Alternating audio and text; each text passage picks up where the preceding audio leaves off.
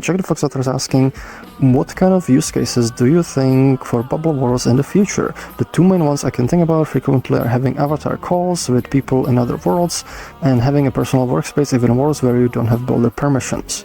So the avatar calls, that's technically, that wouldn't fall under bubble worlds, that's just, a separate feature. It's gonna use like overlay worlds, but it's kind of like, not one like where you actually do stuff. I do think like being able to just add extra layer on top of whatever world you're in, like it's useful for a lot of things, but like having the builder stuff is useful, but it's also useful even if you do have builder permissions, because maybe you want to work on something privately. You don't want everyone in the world to see it, but also you don't want to leave the world. You want to be, working on avatar. The other aspect is, maybe you don't want to like log everyone out, like, with like spawning a bajillion protoflex nodes, because you unpack the thing. And it sort of gives you an option to be like, where you invite only specific people to, see like whatever is like in there. So I think that could be like, particularly useful for those kind of use cases where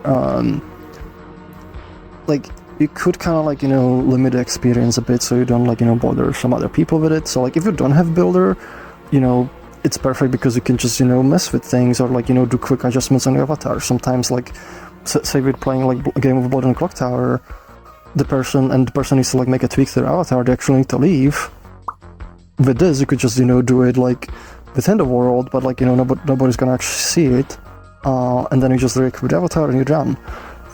So there's use cases like that, but also I feel this is going to be an important feature like once like with like the overlay system.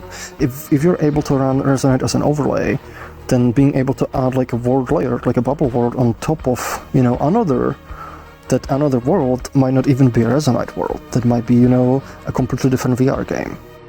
And we can have like a mechanism which sort of proxies, like says like, okay, this is your position in the global world, so it kind of syncs it with the overlay world. And you could, have like, you could be doing some protoflex or modifying your avatar while hanging out in VR chat. Or like when you're playing Minecraft, you could be like, messing with your stuff. Or maybe you can be playing with other players and you just want to hang out in your Minecraft world, bring in a video, watch it together in the cool house you built in Minecraft, without having to leave it. So there's a lot of like really, really cool use cases for it, I think, and it's gonna naturally flow into like, into the overlay world. It's just like, I think the big part of it is like, it just like removes the need to like, it has like a separation layer, so like you don't need to like,